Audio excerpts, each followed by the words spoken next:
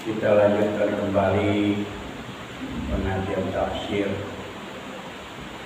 Akan kita mulai dari surat Al-Baqarah ayat 159. Ayat 159.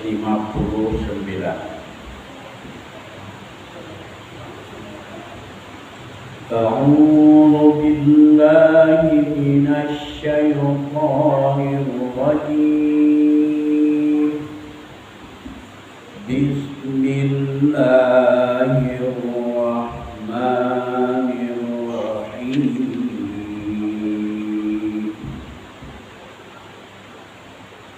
Innal ladzina yaktumuna ma anzalna minal bayyinati wal huda min ba'di ma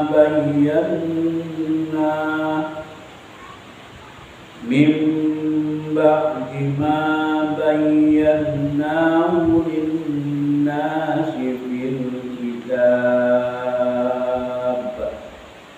ulaika yal'anuhumullahu wa yal'anuhumul la'inun.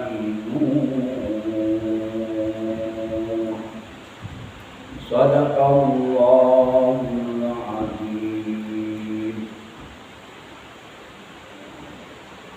Dengan nama Allah yang Maha Pengasih, Maha Penyayang.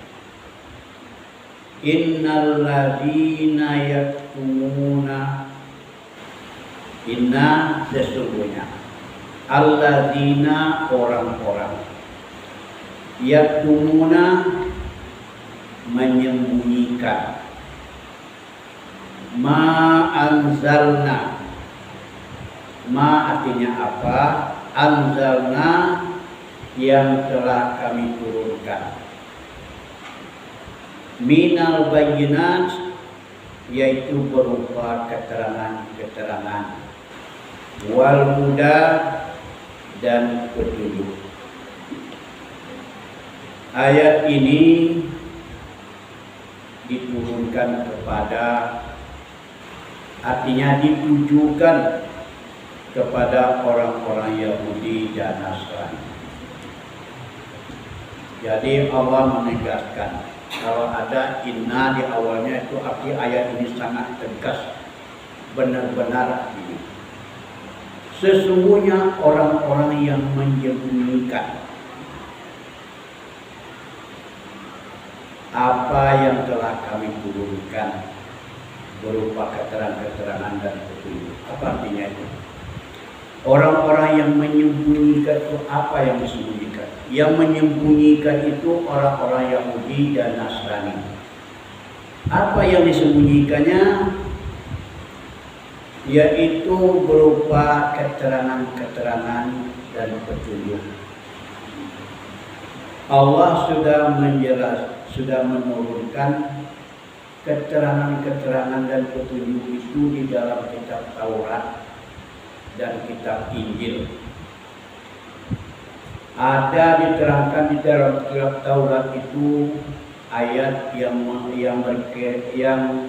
berkaitan dengan rajam. Rajam itu artinya orang yang sudah menikah berzina dengan orang lain, laki-laki atau perempuan. Pokoknya kalau sudah menikah itu dirajam, dikuburkan badannya, separuh badan dikuburkan, kemudian dilempar dengan batu sampai mati. Itu namanya dirajam. Itu sudah ada dijelaskan Allah di dalam Taurat dan Injil.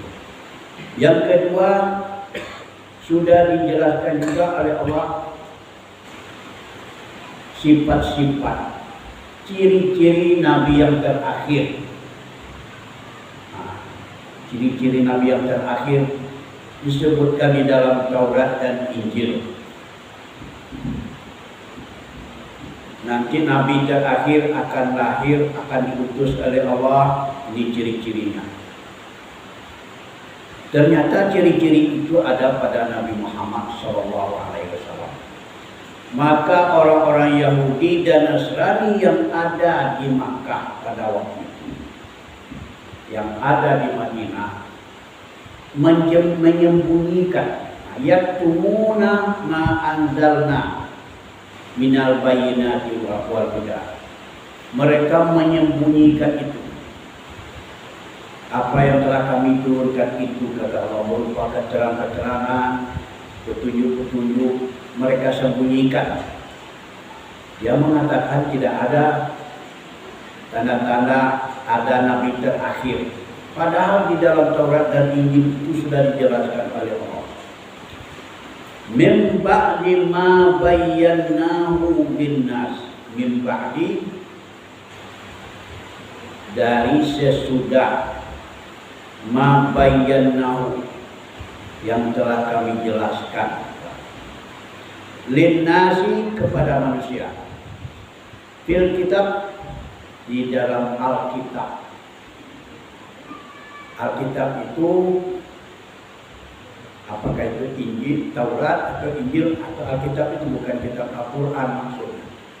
Sudah kami jelaskan di dalam Alkitab, di dalam Taurat, di dalam Injil sudah kami jelaskan ada nanti nabi terakhir yang terakhir.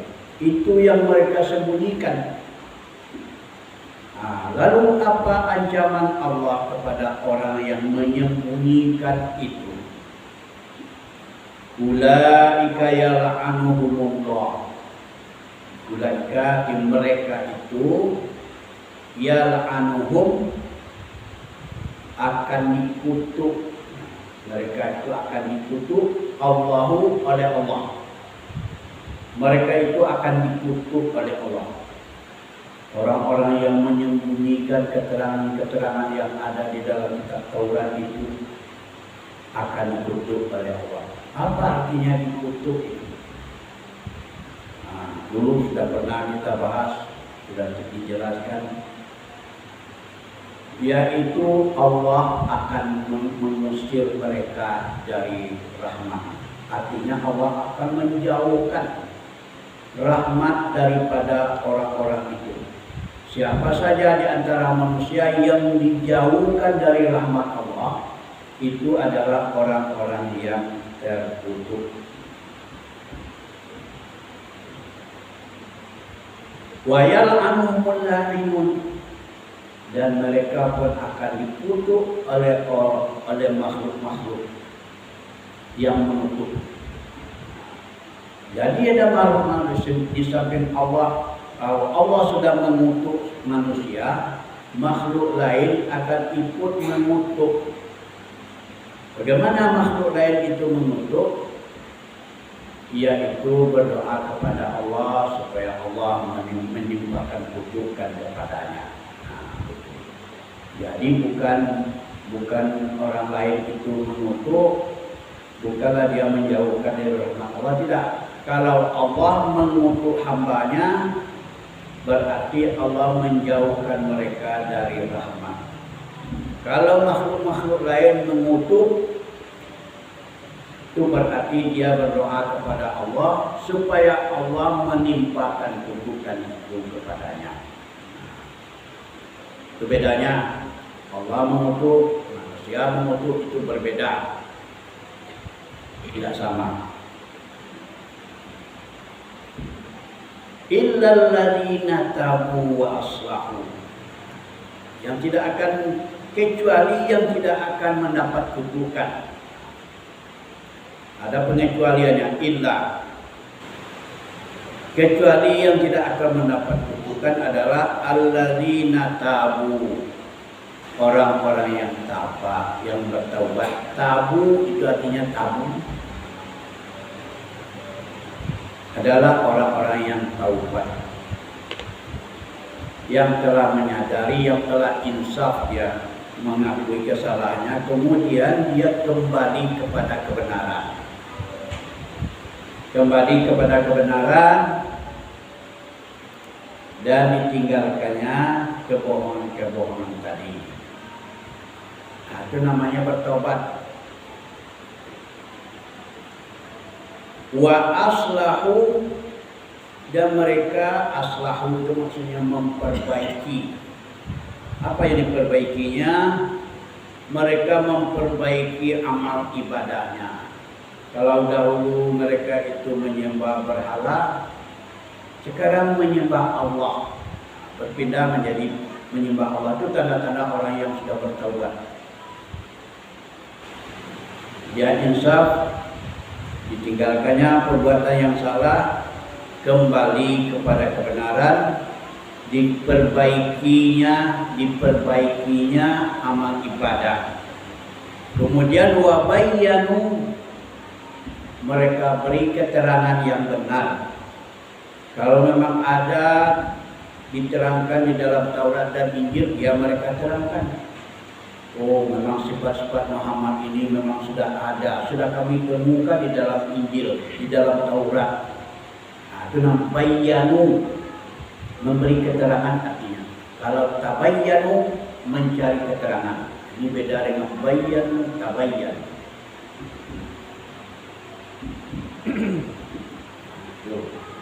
Kecuali orang-orang yang seperti ini tidak akan dikutuk oleh Allah. Dia bertaubat, memperbaiki amal ibadahnya dan memberi keterangan yang benar. Faulaika atubu alaihim. Maka mereka itu atubu, aku terima taubat atas mereka. Atubu alaihim, atubu artinya aku terima taubat.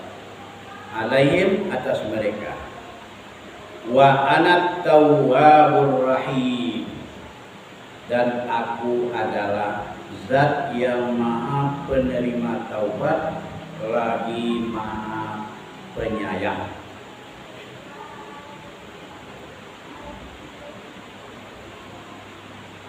Ayat berikutnya, innal ladzina kafaru, innal ladzina kafaru wa matu wa hum kuffar.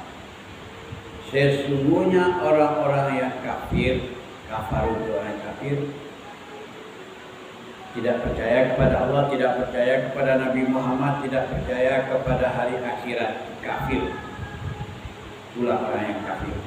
Wa matu, kemudian yang mati dalam keadaan kafir. Dan kafir mati dalam keadaan kafir, belum sempat lagi bertaubat. Wa hum kuffar, mereka betul-betul sangat ingkar. Lalu bagaimana ancaman Allah terhadap orang itu? Ulaika alaihim la'natullah, mereka itu akan ditimpakan kepada mereka kutukan Allah. Sama dengan yang di atas tadi. Orang yang ingkar itu akan ditimpakan kepada mereka kutukan Allah, laknatullah. Laknah artinya kutuk, kutukan. Allah artinya lafaz jalalah, zat yang maha mengutuk. Wal malaikatu, dan juga ada kutukan malaikat. Kutukan malaikat. Wan nasi ajma'in, dan manusia semuanya akan mengutuk. Allah mengutuk, malaikat mengutuk, manusia semuanya akan mengutuk. Yang mengutuk orang-orang kafir itu manusia yang bagaimana? Manusia yang beriman. Jadi di dalam tafsir itu jelaskan yang manusia yang mengutuk adalah manusia yang beriman. Kalau manusia sama-sama kafir, tentu dia tidak akan mengutuk. Dia berkawan, bersahabat.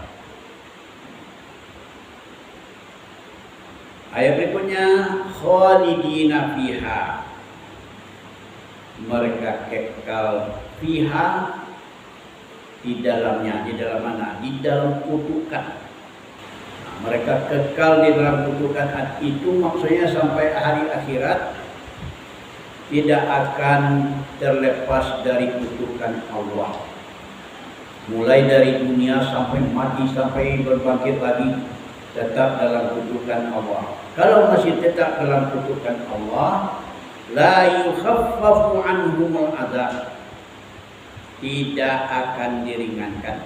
La yukhaffafu, tidak akan diringankan. Anhum, dari mereka apa yang tidak diinginkan, azab tidak akan pernah diringankan oleh Allah. Walaupun sekejap mata, walaupun sedetik, tidak akan pernah merasa ringan azabnya. Karena orang kafir itu sangat berat azab dan siksaan daripada Allah Subhanahu wa taala. Walau yunzarun, dan mereka tidak akan diberi tangguh. Yunzarun itu tidak akan ditunggu, tidak akan diberi tangguh. Itu apa maksudnya? Tidak akan diberi kesempatan lagi untuk bertaubat. Tidak ada. Kalau sudah sampai di akhirat, tidak ada lagi bertaubat. Bertobat itu selagi nyawa di kandung badan. Sebelum sampai nyawa ke kerongkongan masih ada waktu untuk bertobat. Tapi kalau sudah meninggal dunia sampai di hari kiamat, tidak ada lagi kesempatan untuk bertobat. Oleh sebab itu bersegeralah bertaubat selagi nyawa di kandung badan. Kemudian ayat berikutnya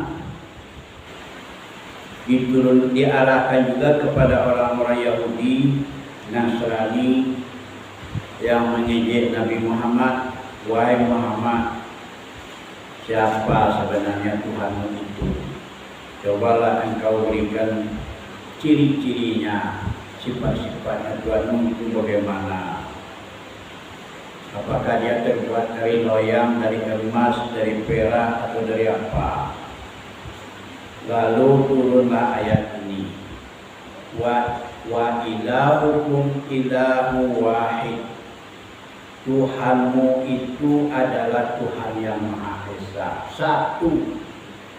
Tidak seperti yang kalian anggap itu Tuhan yang berjejeran di sekitar Ka'bah itu 360 berhala disusun di sekeliling Ka'bah pada waktu itu. Bukan sebanyak itu Tuhan, tapi Tuhanmu itu adalah Tuhan yang Maha Esa, yang menciptakan langit dan bumi, menciptakan seluruh makhluk, baik yang hidup maupun yang mati. La ilaha illa huwa, tidak ada Tuhan kecuali Dia. Ar-Rahmanur Rahim, Maha Pengasih, Maha Penyayang. Ya, kita ulang sekali lagi. Bismillahirrahmanirrahim. Innal ladzina yaktumuna ma anzalna minal bayyinati wal huda min ba'di ma bayyanahu lin-nasi fil kitab.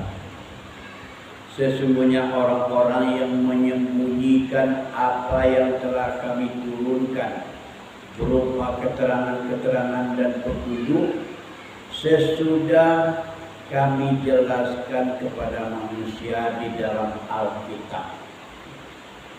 Ulaika yal'anuhumullahu wa yal'anuhumul la'inun. Mereka itu akan dikutuk oleh Allah, dan mereka juga akan dikutuk oleh makhluk-makhluk lain yang mengutuknya. Illal ladzina tabu wa aslahu, kecuali orang-orang yang bertaubat dan memperbaiki amal ibadahnya. Wa bayyanu fa ulaika atubu alaihim. Wa bayyanu, dan memberi keterangan yang benar, maka mereka itu akan aku terima taubatnya atas mereka. Wa anat tawwabur rahim, dan aku adalah zat penerima taubat lagi Maha Penyayang. Innal ladzina kafaru wa matu wa hum kuffar. Sesungguhnya orang-orang yang kafir dan mereka mati sedangkan mereka dalam keadaan kafir. Ulaika alaihim laknatullah, mereka itu akan ditimpakan kepada mereka kutukan Allah. Wal malaikati wan nasi ajma'in, dan juga kutukan para malaikat dan manusia semuanya. khalidina fiha, mereka itu kekal dalam kedudukan. La yukhaffafu anhumul adzab wa la hum